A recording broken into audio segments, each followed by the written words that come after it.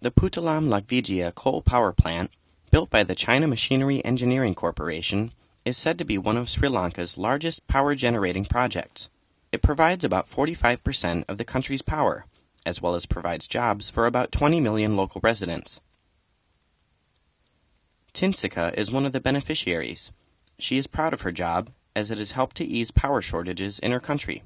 Definitely, because at the end of the day, our house, like the home electricity bills, because nowadays it's not like earlier days. Now we use computers, television, radios, so many electric appliances, and the whole evening you have so many bulbs on, and especially since I'm a student as well, so studies and all that, electricity is something you really need.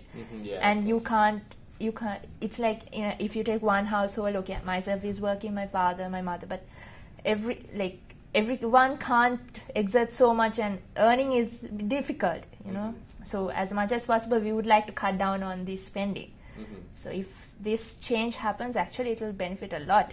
Reduction in the cost means it helps you, and it affects, and it will make the other things better. Sri Lanka used to depend almost exclusively on hydropower, which is unreliable due to its dependence on precipitation levels. The introduction of the coal power plant in 2011 has resulted in a drop in electricity prices, as well as a more stable power grid. Other Chinese companies have also placed significant investment in Sri Lanka. The China Merchants Group completed an extensive project in the country's Colombo harbor in April, making it the largest deep-water harbor in South Asia. In addition, the China Harbor Engineering Company is building a new port and airport in the Hambantota district, located in Sri Lanka's southern province.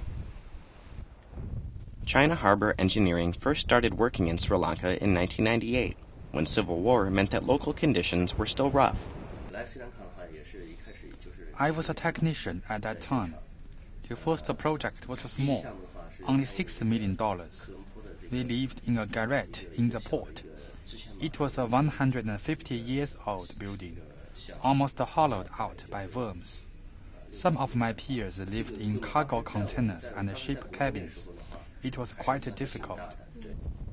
China's cooperation with Sri Lanka is part of ongoing efforts to build a Maritime Silk Road, an initiative intended to bring about prosperity in the same fashion as the ancient land-based Silk Road. Sri Lanka is located along a route traveling through the Indian Ocean that sees over 50% of the world's container shipping traffic, as well as 2/3 of the world's oil transport traffic. Sri Lankan political expert Asanga Abhiyagunasakla spoke highly of the cooperation that is being maintained between Sri Lanka and China. I think Sri Lanka was one of the first countries to support the Maritime Silk Road initiative when the Chinese government spoke about it. And it's a great initiative, and Sri Lanka has been part of this ancient Silk Road.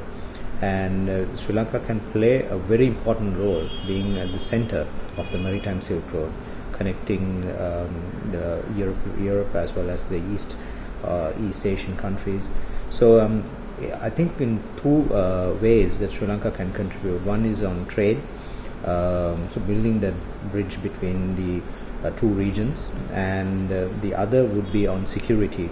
And Sri Lanka has acquired so much of knowledge on fighting terrorism and piracy and various other tactics. So I think on the MSR, in future you would need security. So Sri Lanka can offer that expertise on security on the MSR.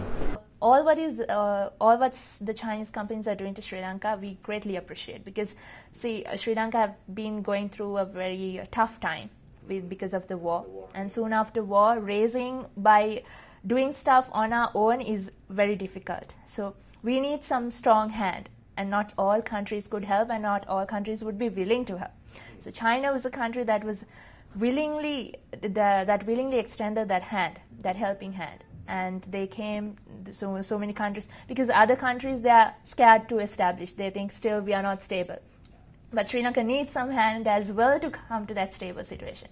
So I am very happy, and I'm indeed grateful to see the development that the Chinese companies are doing in Sri Lanka.